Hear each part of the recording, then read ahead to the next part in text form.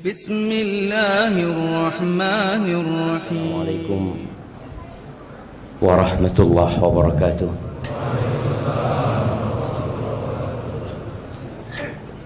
Alhamdulillah alladzi ahyana ba'da ma amatana wa ilaihin nusyur. Segala puji bagi Allah Jalla Jalaluh yang telah menghidupkan kita setelah Dia mematikan kita, dan kelak kepadanya kita akan dihimpun.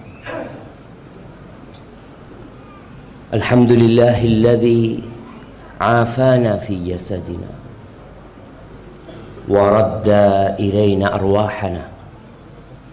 Segala puji bagi Allah Jalla Jalaluh yang memberikan sehat di tubuh kita. Buktinya kita semua bisa berangkat ke masjid. Di antara salah satu tanda orang itu sehat, berangkat ke masjid. Orang sakit nggak ke masjid. Oleh karena itu Rasul sallallahu alaihi wasallam kalau ada orang sakit, beliau mendoakan supaya sembuh. Kenapa didoakan supaya sembuh? Yanka laka aduwan wa yamshi ila salah. Ya Allah, sembuhkan hambamu fulan ini ya Allah, supaya dia bisa memerangi musuhmu dan bisa jalan ke sholat lagi gitu. Apa gunanya orang sehat kalau ternyata kakinya tidak bisa melangkah ke rumah Allah Azza wa Jalla? Di masa Nabi SAW banyak orang-orang munafikin yang salah satu tanda mereka kalau sholat subuh berjamaah sulit. Semoga Allah mematikan kita di atas agamanya. Allahumma salli wa sallim wa zid wa barik wa an'im ala abdika wa rasulika sayyidina wa maulana Muhammad wa ala alihi wa ashabihi ajma'in. Amma ba'd. Ahibati fillah. Ada seorang laki-laki yang datang kepada seorang alim ulama meminta nasihat. Ini penting kita untuk punya kenalan ustadz. Nggak harus ustadz yang dikenal di masyarakat. Ustadz yang jadi imam di masjid, yang ngajar di masjid kita. Soalnya kadang-kala sebagian kita ini nggak datang kajian kecuali kalau tabligh akbar. Padahal di dekat rumahnya ada masjid, alhamdulillah, yang selalu ada kajian. Perlu antum minta nasihat sama mereka. Kenapa? Mereka kenal sama antum biasanya. Mereka tinggal bersama antum. Oleh karena itu Rasulullah SAW ketika ada orang datang minta nasihat, nasihatnya itu beda-beda. Ini disuruh ini disuruh ini, sesuai dengan kondisi mereka. Ini orang datang kepada Dawud At-Tai rahimahullahu ta'ala. Dia mengatakan, ausini, kasih aku wasiat, kata dia. Nggak banyak wasiat beliau. Beliau mengatakan, askarul maut yantadhiruna. Pasukan kematian itu sedang menantimu. Ketika Anda membaca nasihat ini, Anda jadi kebayang kondisi warga Ukraina. Apa yang terjadi sama mereka ketika diinformasikan tentara Rusia datang masuk ke dalam kota? Mereka hendak menyerang. Mereka mengungsi, jemaah. Mereka meninggalkan rumah mereka. Mereka beli dengan keringat mereka. Mereka bekerja berjuang untuk dapat rumah. Tapi ketika tahu bahwasanya pasukan kematian menanti mereka, hilang semua nilai harta yang mereka miliki. Mobil mereka ditinggal sama mereka. Mereka hanya bawa barang-barang berharga. Ana melihat video gimana ya. Mereka naik kereta, mereka naik truk. Enggak kepikiran dengan isi dunia mereka. Kenapa? Pasukan sudah nunggu dia. Engkau bertahan di sini mati engkau, kata dia. Lebih baik engkau menyelamatkan dirimu. Ketika bisa menyelamatkan diri.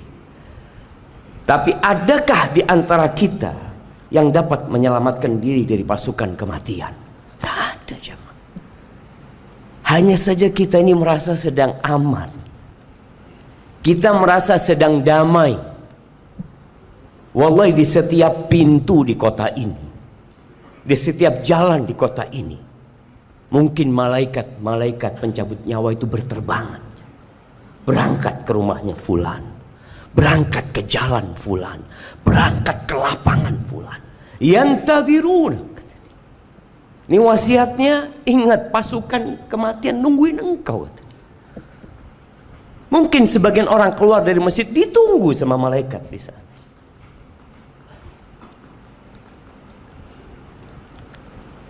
Sebuah riwayat dari Israiliyat, cerita Nabi Sulaiman. Nabi Sulaiman itu punya orang-orang yang dekat sama Nabi Sulaiman. Salah satunya hadir pada majelis itu.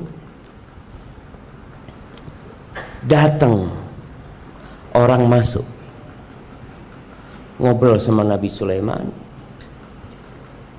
Orang ini memandang kepada temannya Nabi Sulaiman. Pandangin terus dengan pandangan yang tajam ya. Akhirnya orang ini keluar. Ketika orang itu keluar, tanya temannya Nabi Sulaiman ini, siapa tadi Nabi Sulaiman? Kata dia, kok gak enak perasaanku sama orang itu, kata dia. Dia mandangin aku terus. Kata Nabi Sulaiman, dzaka malakul maut. Tadi yang datang itu malaikat mencabut nyawa, kata dia. Takut dia, jemaah. Akhirnya dia ngomong, Nabi Sulaiman, kata dia, boleh aku minta tolong sama engkau. Perasaanku gak enak, kata dia. Aku minta engkau pindahkan aku ke ujung bumi ini. Kata Nabi Sulaiman, silahkan. Nabi Sulaiman Allah kasih angin ya, yang dapat memindah dalam waktu yang sangat cepat. Akhirnya orang itu pindah. Sudah. Keesokan harinya datang malaikat pencabut nyawa ini ke Nabi Sulaiman, kata dia. Nabi Sulaiman ngobrol sama malaikat ini. Aku punya teman kemarin ketakutan sama engkau, kata dia. Kenapa engkau pandangin dia? Iya Nabi Sulaiman, aku itu juga heran. Aku punya catatan orang ini harus aku cabut nyawanya di ujung dunia sana. Tapi dia sedang ada bersamamu di sini gitu loh. Terus ketika aku sampai ke sana dia sudah nungguin aku di sana. Jaa ajaluhum. Kita nggak tahu jemaah Allah. Bi ayyi ardin tamut. Di bumi mana kita mati kita nggak tahu. Tapi yang jelas malaikat itu siap dan menanti kita. Kita masih bersibuk diri. Sekarang bulan Sya'ban ya, bulan diangkatnya amalan.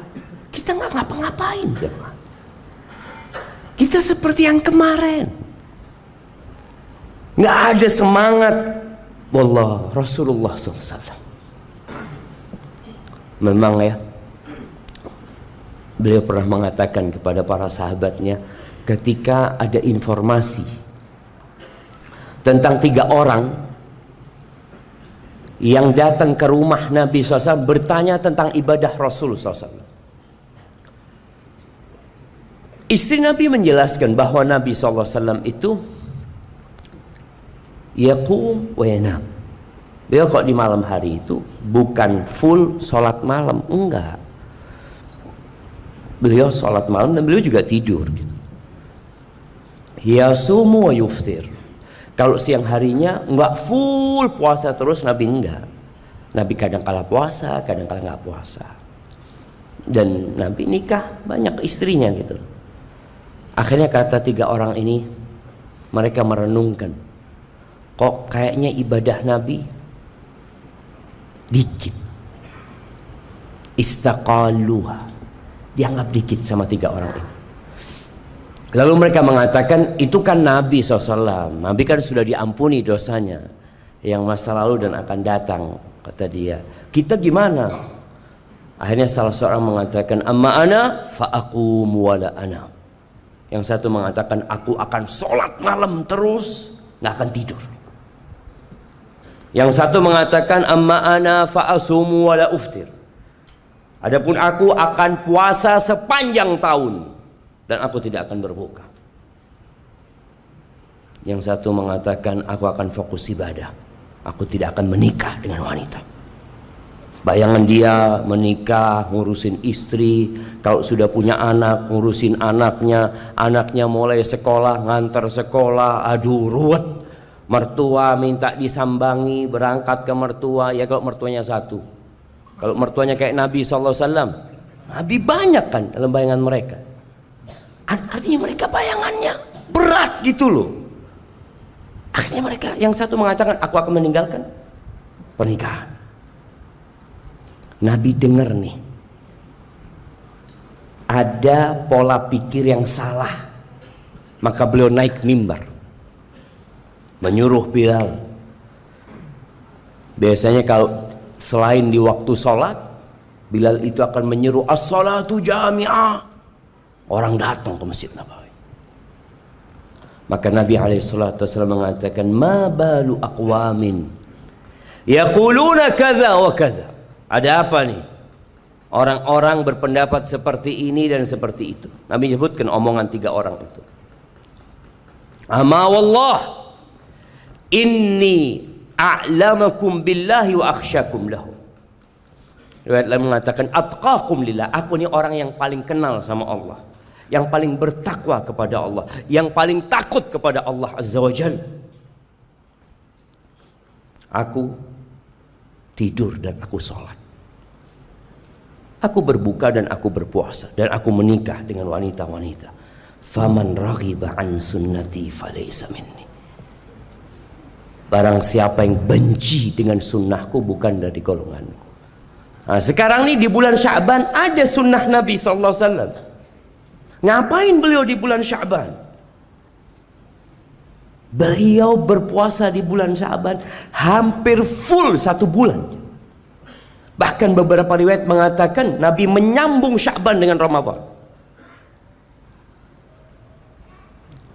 Terus kita di bulan Sya'ban, wala puasa sunnah, wala menambah amalan, wala menambah volume bacaan Quran kita, wala menambah wirid kita. Kita fokus terus mencari harta.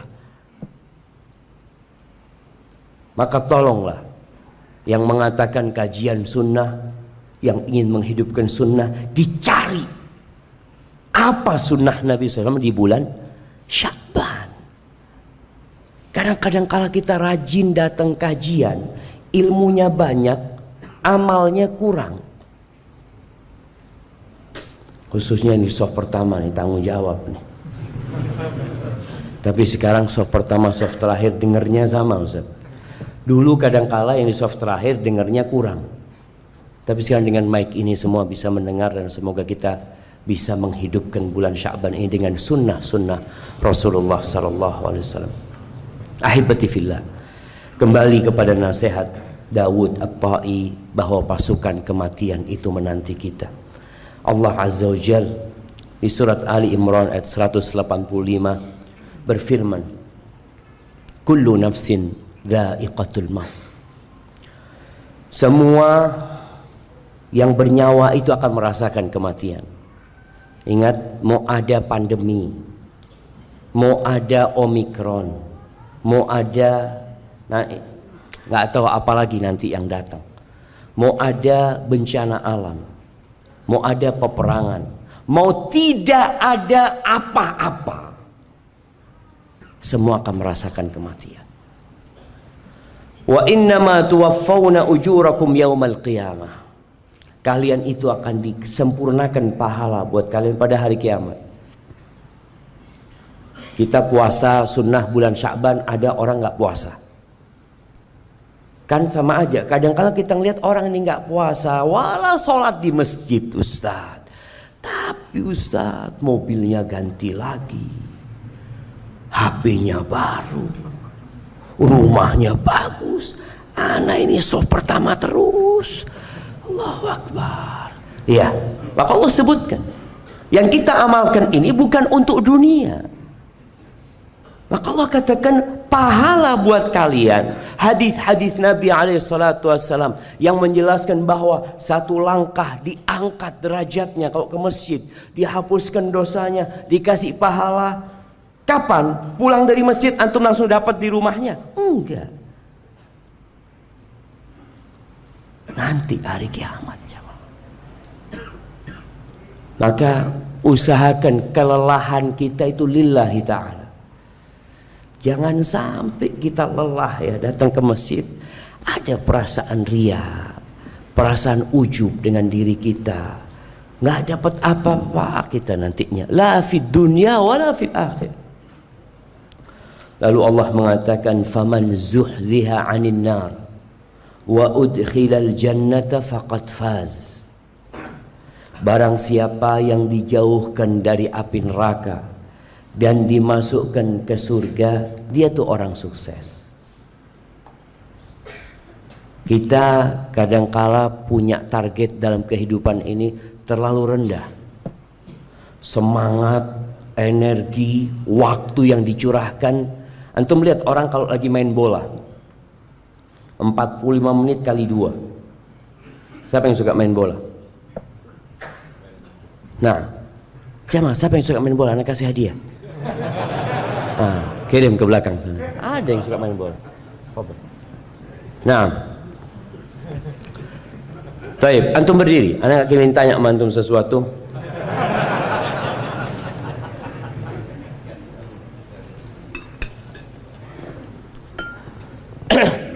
Iya. Ketika antum berada di lapangan bola, target antum itu apa? Mencetak gol. Jazakallah khair. Syukur. Dapat apa kalau mencetak gol? Dapat capek aja. Lari sana, lari sini, terus jamaah berjuang. Bahkan kalau pemain profesional itu sebelum turun ke lapangan bola, dia itu sudah terlatih jamaah. Latihan terus, makannya diatur, tidurnya diatur. Tujuannya apa? Bas nyetak gol. Untuk mencetak gol aja orang itu perlu latihan, perlu berjuang, perlu mengatur hidup mereka. Bagaimana yang ingin masuk surga? Apakah semangatnya seperti semangat mau mencetak gol? Kadang-kala enggak. Santai. Allah Maha Pengampun. Ini kadang-kala orang yang sudah ngaji, yang udah belajar, dia meremehkan dosa. Ustaz, bukankah Rasul sallallahu alaihi wasallam bersabda, "Man kana akhiru kalamihi la ilaha illallah dakhalal jannah." Yang akhir ucapannya la ilaha illallah masuk surga. Betul. Sudah, yang penting anak la ilaha illallah aja udah. Subhanallah jemaah. Tolong target kita ini. Di surga itu ada 100 derajat. Ada 100 derajat. Antara satu derajat dengan derajat yang satunya kama bainas sama'i wal ardh. Jaraknya seperti langit dan bumi ini. Dan ada orang-orang yang kalau targetnya rendah, anak-anak kuliah, kita bisa lihatlah, yang mau kumlot belajar. Belajar sungguh-sungguh ke perpustakaan ya. Waktu dia habiskan untuk mengkaji pelajaran dia. Tapi yang targetnya yang penting lulus. Kira-kira apa yang dilakukan? Datangnya telat, di kelas main handphone. Karena target dia yang penting lulus. Biasanya target yang penting lulus ini nggak lulus. Kalaupun lulus nyontek. Karena target dia memang yang penting lulus. Target dia sangat rendah sekali jamaah. Makanya dia nggak bersungguh-sungguh. Tergantung antum. Antum targetnya apa sekarang? Rasulullah SAW di bulan Sya'ban ini beliau berpuasa di bulan Sya'ban. Karena apa? Di bulan ini amalan diangkat. Kata dia. Fa uhibbu ayyurfa'a amali wa ana shaim. Aku ingin amalanku diangkat dalam kondisi aku berpuasa. Coba kita setiap hari, malam hari antum lihat amalan hari ini apa yang diangkat ya. Apa keistimewaan hari ini buat ana?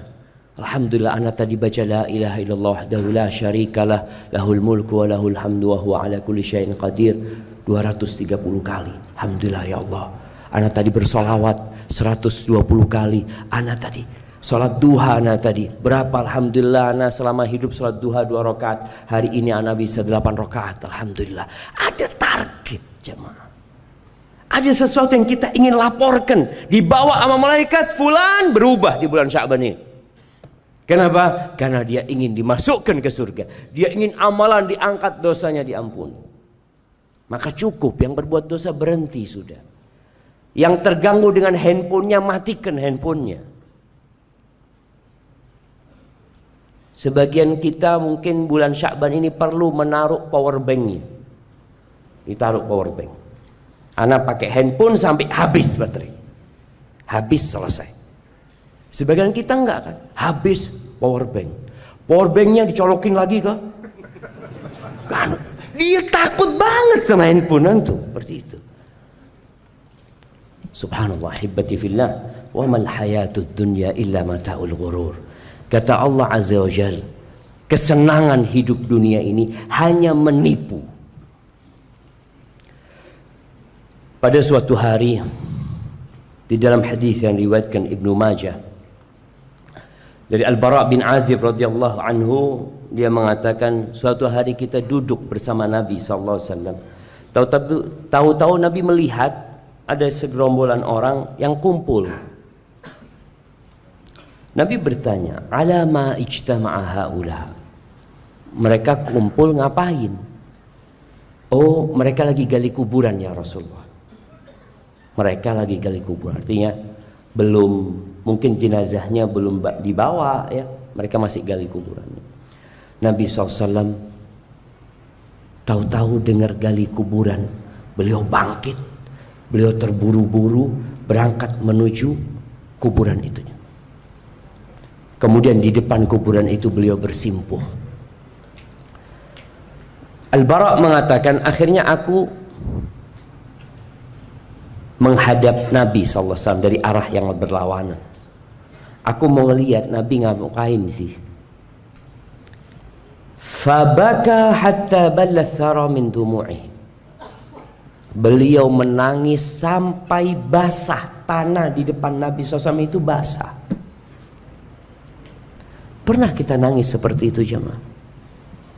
Ini Nabi SAW yang tadi dosanya sudah diampuni, yang lalu dan akan datang. Thumma aqbala alaina.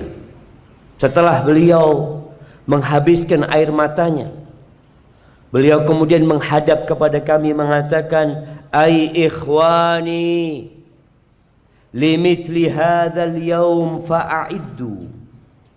Wahai saudara-saudaraku, untuk yang seperti ini, untuk yang seperti hari ini nih, hendaklah kalian persiapan.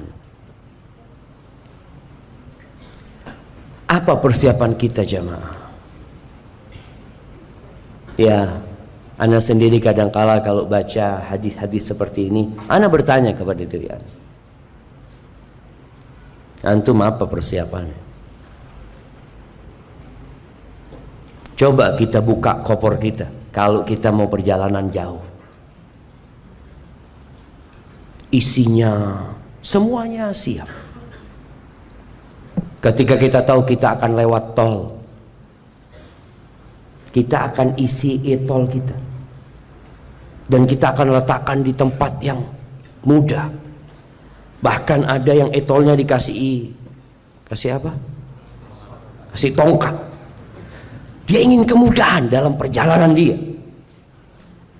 Dulu kalau Anda melakukan perjalanan sama orang tua, itu biasanya beberapa hari sebelumnya sudah bikin lontong yang ada isi dagingnya.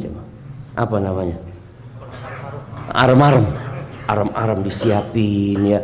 Nanti bawa termos isinya teh apa sih? Karena kita mau melakukan perjalanan jemaah. Kita nih kadangkala persiapan untuk perjalanan nggak ada, yang ada persiapan untuk tinggal. Untuk tinggal di sini, di BSD. Antum persiapan itu. Antum isi rumah antum dengan segala yang antum butuhkan. Nggak apa-apa, silahkan. Tapi untuk perjalanan tolong diisi juga gitu. Rasulullah SAW menyuruh kita untuk sering-sering mengingat hadhimul ladzat. Aktsiru dzikra hadhimil ladzat.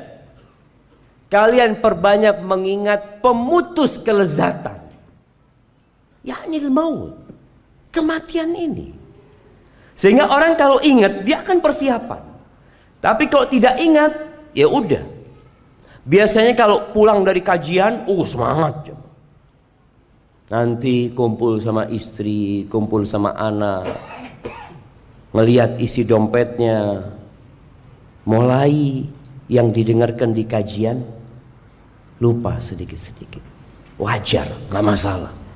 Nanti datang kajian lagi untuk dicas kembali. Ana Ustaz, terus terang Ustaz, ana ini kalau baterai HP itu sudah mulai dicas sedikit cepat habis ya, apa namanya? Apa? Soak. Hah? Udah mulai soak gitu jemaah. Akhirnya orang ini sering-sering mengecas handphonenya. Kita lihat dia, belum setengah hari udah dicas lagi. Terus cas seperti itu. Tapi kalau sudah lemah, ahsan diganti baterainya. Kita pun kadang-kala seperti itu. Perlu ganti baterai. Perlu ganti suasana. Perlu ganti kawan. Perlu ganti majelis. Supaya baterai kita nggak cepat habis. Dunia ini Allah menyebutnya la'ibun walahu. Permainan dan senda gurau. Kita lihat semua bermain-main. Apalagi dengan adanya handphone, semakin lengkap permainan itu. Manusia terus berebut harta. Tidak puas memandang wanita. Berburu tahta. Yang muda, yang tua, tenggelam dalam buayan dunia ini. Dia berpikir akan hidup lebih lama di muka bumi ini dengan banyaknya harta dia. Dia berpikir kalau dia berkuasa maka ana akan tambah usianya. Nggak ada. Semua sudah ditetapkan.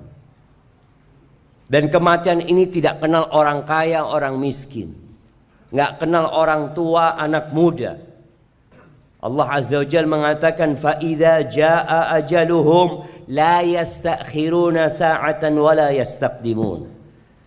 Kalau datang ajalnya, waktunya telah tiba, selesai. Nggak bisa maju, nggak bisa mundur. Makanya orang kalau sudah datang kematian, dia mulai kebayang. Ada yang mengatakan qala rabbirji'un, ya Allah kembalikan aku ke dunia ya Allah. Kembalikan aku ke dunia. Kenapa? Karena semua kelezatan putus sudah jemaah. Semua hasil usaha dia tiada guna. Maka dia ingin balik.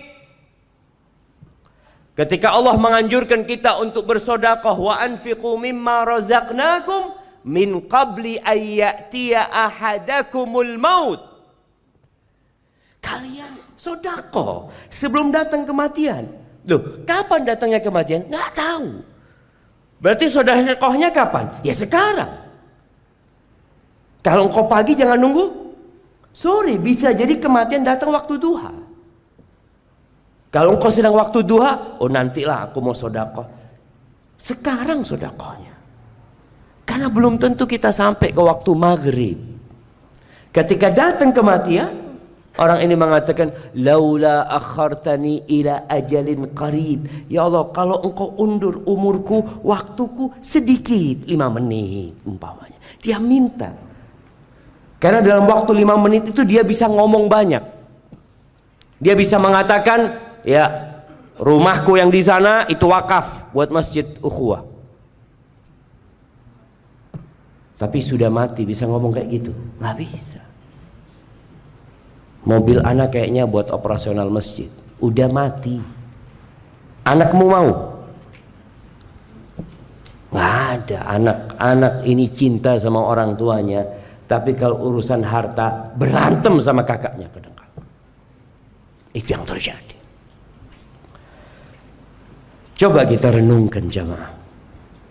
Kalau kita sedang melihat manusia yang biasa duduk bersama kita, tertawa, tersenyum, makan bareng kita, tahu-tahu berada dalam bungkusan kain kafan.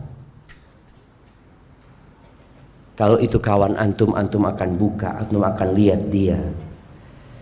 Sekarang coba kita bayangkan kita yang ada di dalam kafan itu. Kita mau dibawa sama mereka ke tempat yang sempit. Kemudian akan ditutup pakai kayu jemaah. Kita ngelihatnya kadang-kala nggak tahu di sini pakai sirap, kalau di Jember kadang-kala pakai bambu. Bambunya. Gimana kalau ana yang ada di dalam sana? Semua orang teriak-teriak kadang-kala hanya untuk membuang kita. Ada anak-anak yang mengatakan, "Bapak biarlah di rumah seminggu." Karena bapaknya mati. Kenapa? Aku kepingin ngelihat bapak 7 hari lagi. Nggak ada. Anaknya mengatakan, "Bismillah sudah, cepetan. Cepat dikuburkan." Gimana kalau kita yang ada di tempat itu? Selesai ditutup dengan tanah, ditinggal. Bayangkan malam pertama antum di situ. Makanya kita lihat jamaah, orang itu kalau mau dipenjara takut dia, hanya dipenjara. Berapa kelezatan yang harus dia tinggalkan ketika dia dipenjara? Di penjara masih dikasih makan, di penjara itu masih boleh tidur, di penjara itu masih boleh dikunjungin. Tapi kita melihat bagaimana orang berusaha untuk tidak dipenjara. Padahal kasusnya benar, dia melakukan perbuatan dosa. Dia sogok hakimnya kadangkala, dia sogok jaksanya. Dia berbuat macam-macam supaya tidak dipenjara. Kalau dipenjara 12 tahun dia berharap gimana jadi 2 tahun. Bagaimana jadi lebih ringan lagi. Itu dilakukan manusia. Kelezatan yang dia tinggalkan banyak hanya dengan dipenjara. Bagaimana dengan kematian? Semua kelezatan yang dia biasa merasakan di dunia hilang semuanya. Al-Imam At-Tirmidzi meriwayatkan dari Abu Hurairah radhiyallahu anhu bahwa Nabi sallallahu alaihi wasallam mengatakan, "Ma ra'aitu manzaran qat illa wal qabr afdha minhu." Aku tidak pernah melihat pemandangan yang mengerikan kecuali kuburan itu lebih mengerikan. Antum kalau lewat penjara, pagernya tinggi, kadangkala antum akan mengatakan, "Na'udzubillah, mudah-mudahan anda nggak ada urusan sama penjara ini." Ketika antum lewat kuburan, sekarang sebagian kita mulai biasa lewat kuburan, nggak pernah mengingat kematian lewat kuburan. Nggak pernah dia mengatakan, "Assalamualaikum ahlad diyar minal mu'minin wal muslimin." Padahal itu kata Nabi SAW pemandangan yang paling mengerikan.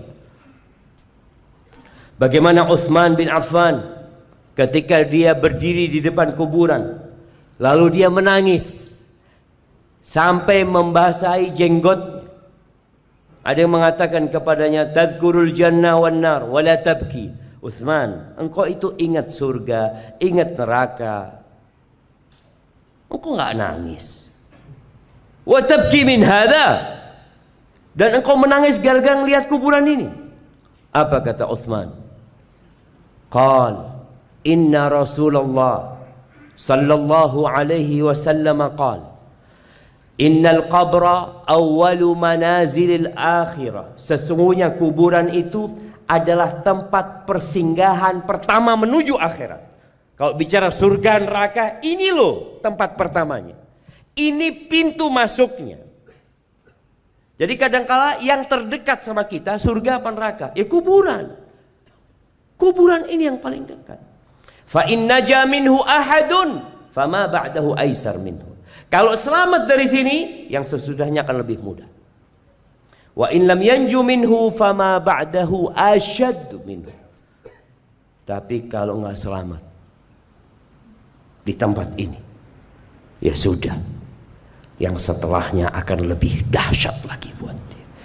Ahibati fillah, Al-Imam At-Tirmidzi menyebutkan dalam kitabnya At-Tadhkirah tentang kuburan ini jemaah, tempat yang sempit ini. Ana pernah dikasih sama kawan dulu, dikasih plakat, iya plakat ya, yang biasanya diberikan sebagai apa? Sebagai penghargaan itu kan? Iya, ana kasih plakat. Plakatnya itu kuburan. Di bawahnya itu ada semacam orang yang dikafanin, terus tulisannya Syafiq Riza Basalawa. Allah. Iya, nggak apa-apa, itu peringatan buat kita. Masih ada plakat itu di rumah teman. Ana nggak bawa pulang ke rumah. Belum dibawa pulang ke rumah sama jamaah. Kita itu kadang-kala bangga dengan plakat penghargaan. Memberikan materi di sini, plakat ini, plakat ini, plakat ini. Ada, engkau akan ke sana, plakat ini ditinggal semua. Engkau akan berada di tempat yang sempit itu. Itu tinggal cerita.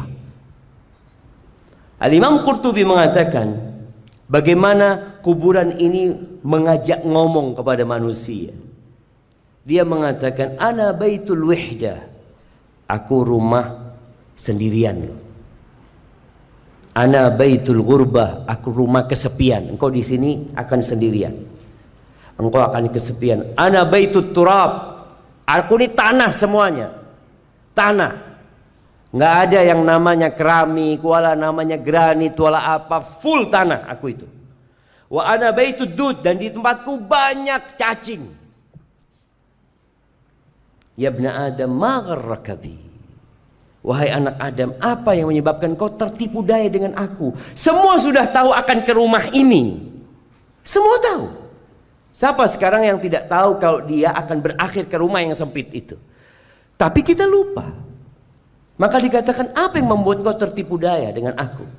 Engkau merasa nyaman di rumah luasmu, engkau nanti ke tempat yang sempit ini. Alam ta'lam anni baitil wihda. Apa engkau nggak tahu tuh? Aku rumah, engkau kesepian di sini. Engkau akan dalam kegelapan di sini.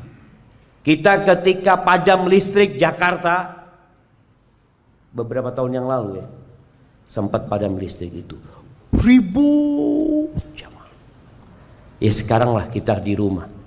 Kalau kehabiskan token listrik, apakah ada yang menunggu mengatakan insya Allah lah 3 jam lagi baru ana isi?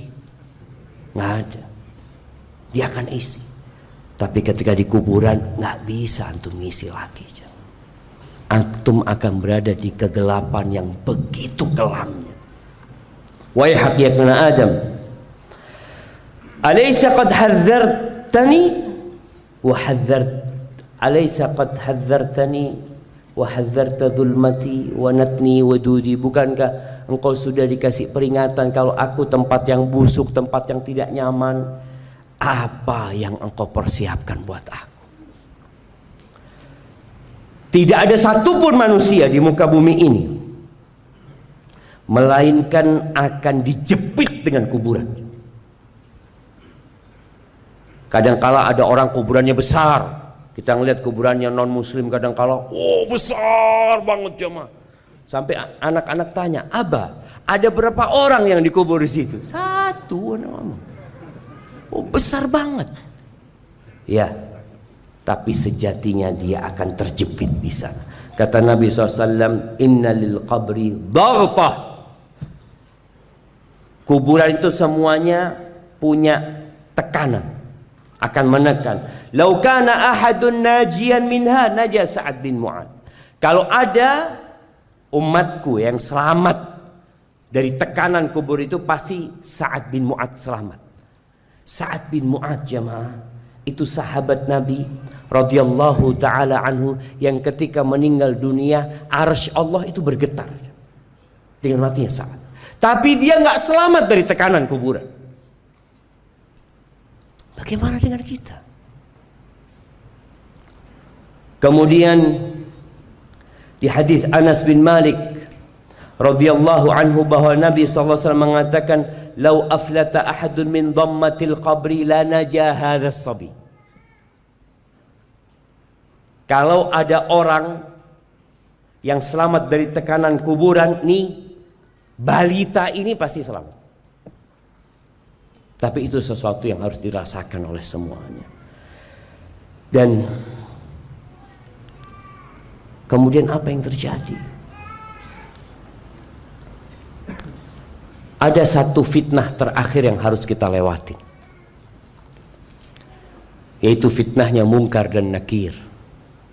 Yang setiap sholat kita dianjurkan berdoa, Allahumma inni a'udzubika min azabil qabr wa min azabi jahannam wa min fitnatil mahya wal mamat. Fitnah terakhir yang harus dihadapin muslim itu fitnah kubur, bukan azab kubur. Lain fitnah kubur sama azab kubur. Fitnah kubur ini adalah fitnah yang sangat menakutkan. Kadangkala ada mahasiswa yang di kelas ana tunjuk, antum berdiri, ana kasih pertanyaan. Dia ngomong, Ustadz, ana gemeter Ustadz. Ini cuma Ustadz yang tanya. Padahal dia bisa jawab sebenarnya. Tapi karena dilihat sama apa? Teman-temannya dalam kondisi yang menegangkan, akhirnya dia nggak bisa jawab. Sedangkan kalau fitnah kubur ini, Rasulullah SAW menyebutkan kedatangan dua malaikat yang namanya Munkar dan Nakir. Yang kata Nabi SAW ketika menyebutkan tentang sifatnya Munkar dan Nakir ini, aswadani azraqan, warnanya blue black, hitam biru. Aswatuhuma karra'dil qasif, disebutkan di beberapa riwayat suaranya itu seperti suara halilintar yang menyambar. Bagaimana perasaan kita tahu-tahu dengar wa absaruhuma kal barqil khatif, pandangan matanya seperti kilat karena tempatnya gelap gulita. Jadi sampai pandangan matanya itu membuat orang ini ketakutan. Ma'a kulli wahidatin mirzabah, setiap orang atau setiap malaikat ini membawa palu yang kalau gunung dipukul dengan palu itu akan jadi turab, akan jadi debu. Walau ijtama'a ala hamliha ahlul ardi lam yaqdiru ayyaqiluha. Kalau seluruh penduduk bumi itu mau mengangkat palunya Munkar Nakir ini, tidak akan mampu mengangkat. Diriwayatkan oleh Imam Al-Baihaqi. Gimana kondisi antum pada waktu itu? Udah keluarga udah pada pulang semuanya, benar-benar semua kelezatan hilang. Apa faedah kajian kita sebenarnya ketika kajian tentang kematian? Nanti Ustadz Fulan kajian tentang kematian, nanti di sana kajian tentang kematian. Karena memang Nabi SAW nyuruh kita sering kali mengingat kematian. Aktsiru dzikra hadhimil ladzat. Disuruh sering kali mendengar dan mengingat hal itu. Antum keluar tadi kita sebutkan melihat BSD, Allah bagus banget ya. Lihat gedung-gedung tinggi, lihat ada restoran, lihat ada ini ada itu. Lupa lagi, diingatkan kembali. Kata Nabi SAW dalam hadis yang diriwayatkan Imam Baihaqi, "Aktsiru dzikra hadhihi al-ladzat fa innahu lam yadhkurhu ahadun fi dhiqin min al-'aish illa wassa'ahu 'alaihi." Perbanyak mengingat kematian, pemutus kelezatan. Karena tidaklah orang itu mengingat tentang pemutus kelezatan ini kalau dia dalam kondisi sempit, ya, dalam kondisi di PHK, dalam kondisi uangnya habis, maka tahu-tahu jadi luas cuma hidupnya. Kenapa? Bentar lagi aku kan mau mati. Nggak lama di dunia. Makanya ketika ngobrol sama keluarga anak, kadang-kadang ingatkan sama istri anak, ketika kita punya masalah, punya musibah yang menimpa, namun kita nggak lama lagi di sini gitu loh. Iya ya bang, bismillah, bentar lagi kita akan meninggalkan semuanya. Jadi ketika antum sedang susah hidupnya, ingat, datang ke kuburan. Kita disuruh ziarah kubur. Orang tua kita kadangkala ya dia sakit dengan penyakit yang berat sekali, ajak datang ke kuburan. Tuh ayah, alhamdulillah ayah masih bisa makan, ayah masih bisa minum, ayah masih bisa nambah amalan. Tuh lihat kawan-kawan ayah, selesai sudah ayah, nggak bisa apa-apa mereka. Dia jadi oh iya ya, alhamdulillah. Dan kalau orang itu dalam keluasan rizki, perlu juga ingat kematian, karena jadi sempit hidupnya. Anak mau kaya, mau banyak hartanya, berakhir dengan kematian. Maka dia juga akan ingat dengan hari akhir dia. Abdullah bin Umar radhiyallahu taala anhu, dia mengatakan, aku pernah mendatangi Nabi sallallahu alaihi wasallam. Ashira ashratin, aku orang ke-10. Jadi dia hadir, dia orang yang ke-10. Faqama rajulun minal ansar. Tahu-tahu ada seorang dari kalangan Ansar yang berdiri. Dia bertanya kepada Nabi SAW, "Ya Nabi Allah, man akyasun nas wa ahzamun nas?" Siapa orang yang paling cerdas, siapa orang yang paling tegas? Dia kepingin tanya itu. Faqala, apa kata Nabi SAW? Aktsaruhum dzikran lil maut. Orang yang paling cerdas, yang paling tegas adalah orang yang paling banyak mengingat kematian. Wa asyadduhum isti'dadan lil maut qabla nuzulil maut. Orang yang paling persiapan untuk menghadapi kematian sebelum kematian itu tiba. Ulaika humul akyas. Mereka lah orang-orang yang cerdas. Dhahabu bi syarafid dunya wa karamatil akhirah. Mereka pergi membawa kemuliaan dunia dan karomahnya akhirat. Hadis ini diriwayatkan Ibnu Majah dan Imam Tabrani dan dihasankan oleh Al-Munziri. Ad-Daqqaq mengatakan man aktsara min dzikril maut, nih faedah banyak mengingat kematian. Bukan ingat mati ya, tapi banyak mengingat kematian. Orang yang banyak mengingat kematian akan mendapatkan 3 keutamaan. Yang pertama, ta'jilut taubah, segera taubat.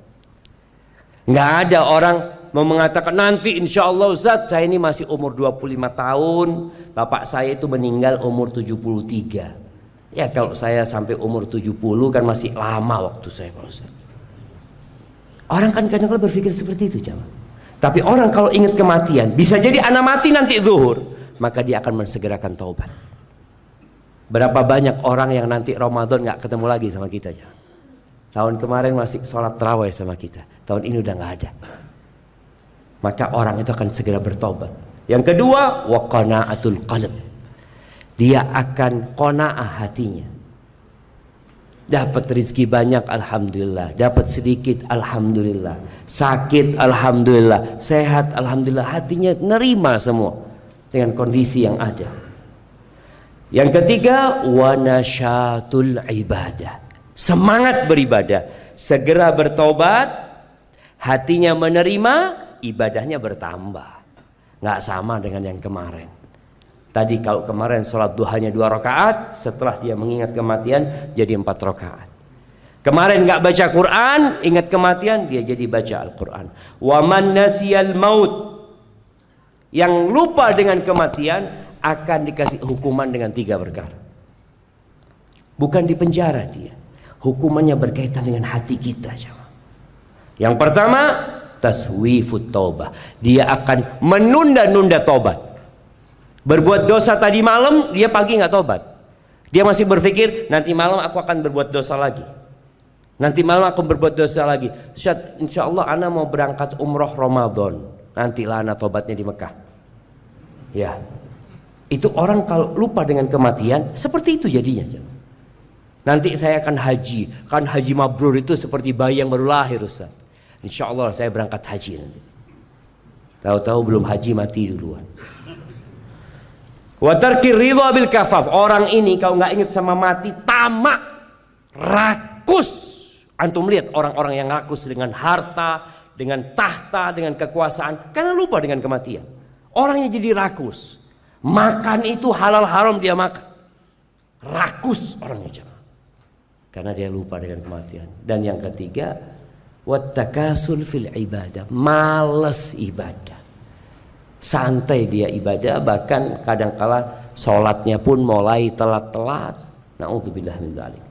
Barakallahu fiik. Itulah jamaah yang dapat kita kaji pada kesempatan kali ini.